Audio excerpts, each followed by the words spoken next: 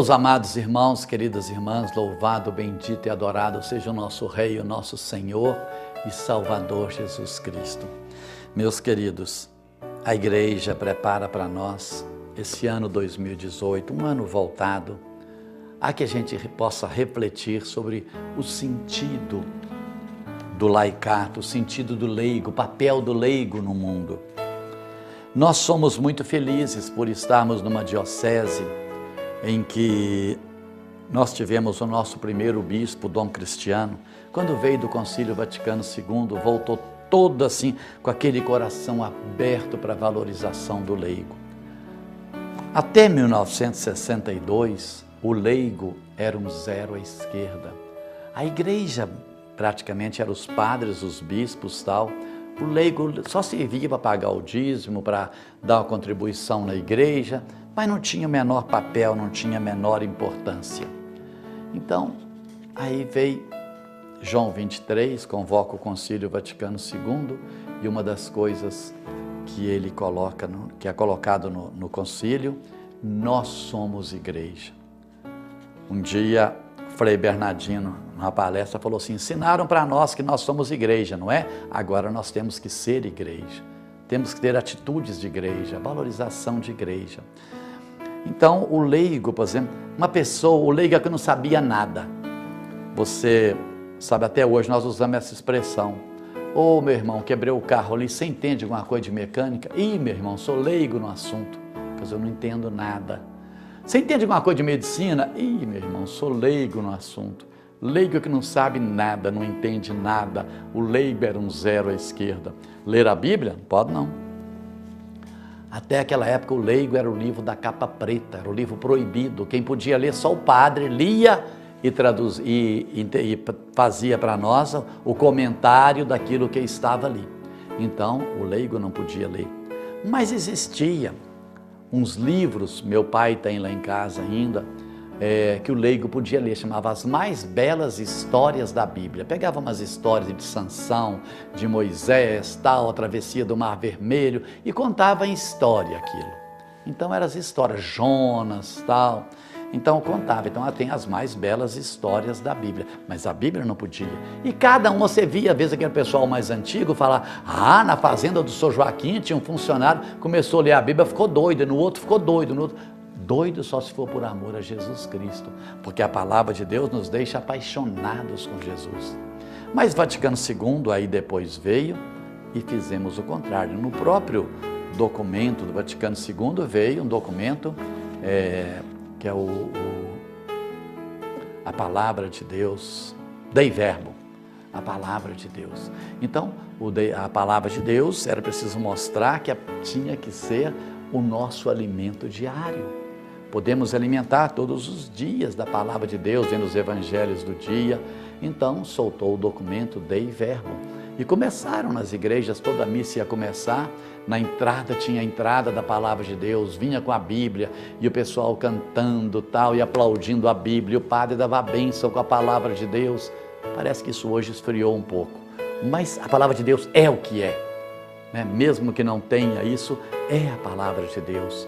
Então, esta valorização, essa riqueza que é a palavra de Deus, podemos hoje.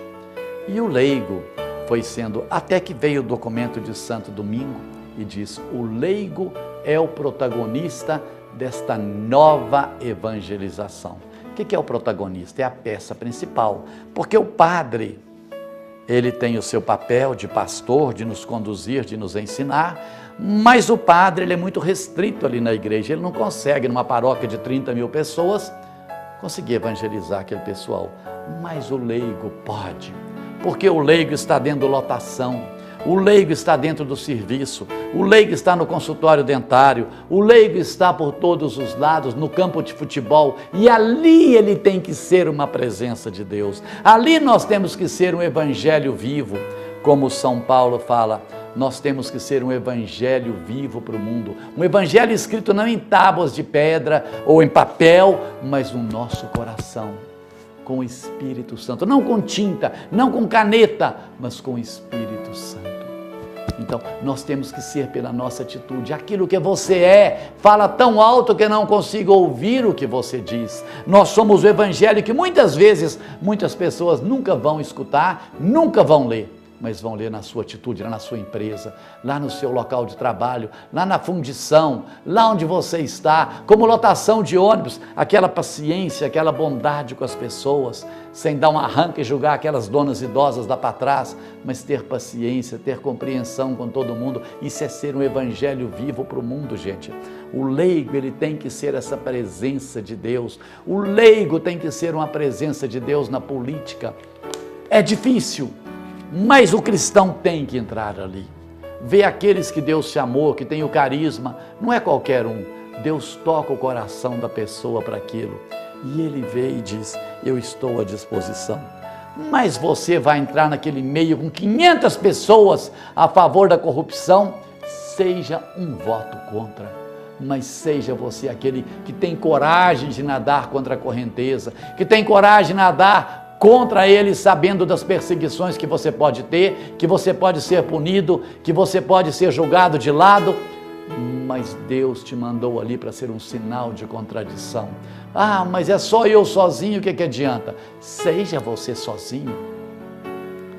Eu fiquei esses dias muito preocupado, conversava com o vereador, porque falamos em Divinópolis, nós conseguimos dos 17 vereadores, 5 antigos, 12 novos. E falamos, esses 12 tem que ser para nós esperança, tem que ser para nós sinal de vida nova, que é possível ter uma política honesta, que é... Uma grande parte já foi corrompida. E a gente vê, solta aquelas coisas. O cristão tem que estar ali, gente, e já ir com o joelho no chão. Não deixe eu ser corrompido, não deixe eu ser levado por essa onda e achar que todo mundo vai, se eu não fizer, outro vai fazer. Seja o único, mas seja você aquele que diz, Senhor, estou fazendo aquilo que o Senhor deseja que eu faça. O leigo tem que estar na política, gente. Se ele não estiver, nunca vai mudar. Seja você, tenha coragem de falar, e tenha coragem de falar o que você faz, que você é contra. Por que você é contra? Ah, mas estão gastando bilhões para que aquilo faça do jeito que eles querem. Seja um voto contra. Não vai adiantar nada, mas seja um sinal cristão ali dentro. Nós tivemos um dia a graça de estar em Konya, na Turquia, e nós fomos celebrar numa igreja onde tinha 2 religiosas. E aquelas religiosas, quando nós chegamos ali, elas acolheram a gente muito bem e tal, e falamos para ela, cadê o padre aqui? Onde está o padre da paróquia? Aqui não tem padre, não. Não? Não. Mas como que vocês fazem aqui então? Não, nós sempre acolhemos os peregrinos, e sempre tem um padre, ele celebra bastante partícula, deixa, e nós fazemos a celebração da palavra, que é a Eucaristia. Que bonita, irmã, que coisa boa.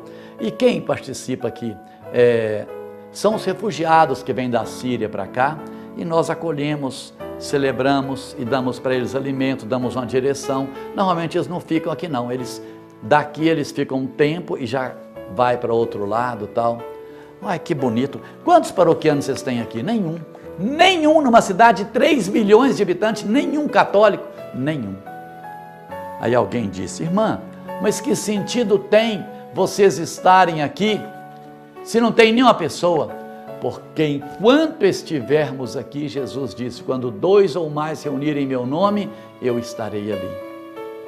Enquanto estivermos aqui, alguém pode vir acender na nossa luz. O dia que nós sairmos daqui, essa luz acabou, essa chance termina.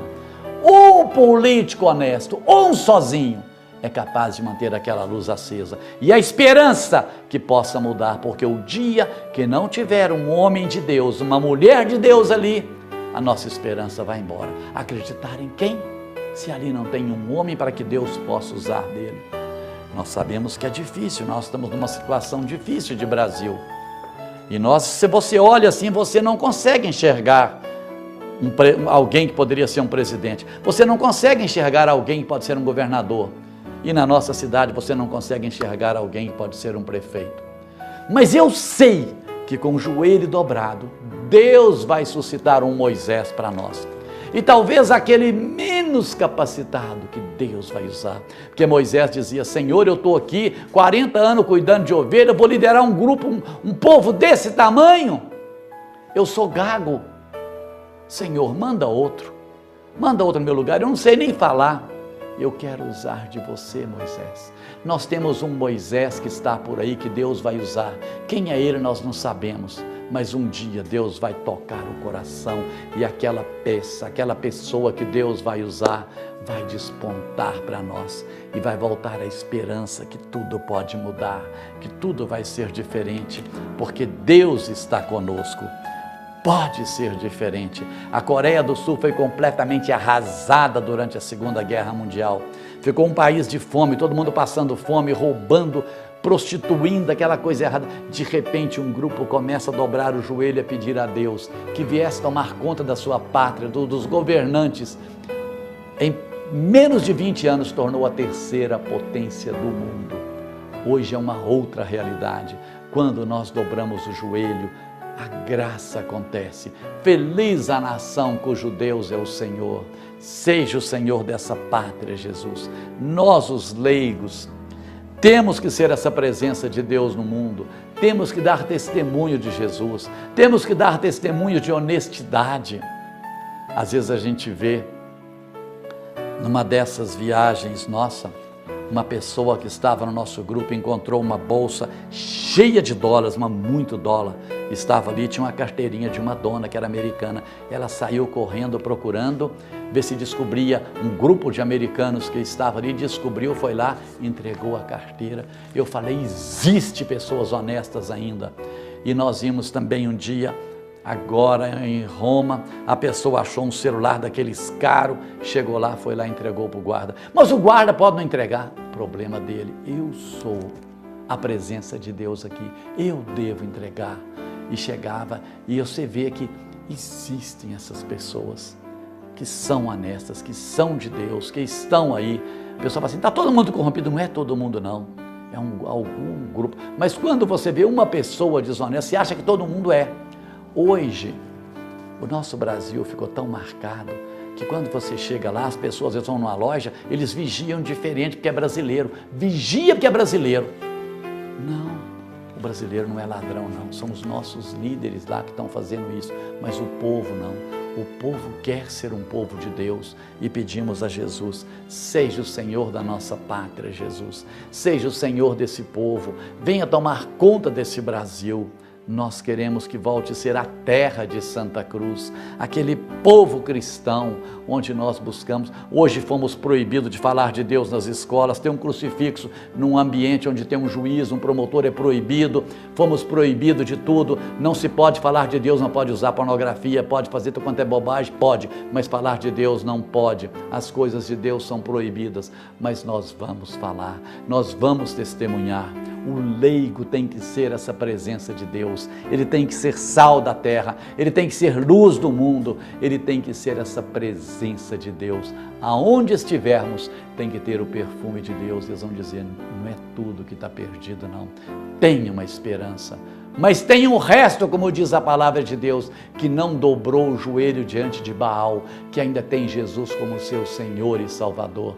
E tudo vai ser diferente, porque nós acreditamos que o nosso Deus é o Deus do impossível e que pode transformar qualquer realidade. Assim seja. Meus queridos, fiquem com Deus. Até nosso próximo programa, se Deus quiser. Em nome do Pai, do Filho e do Espírito Santo. Amém.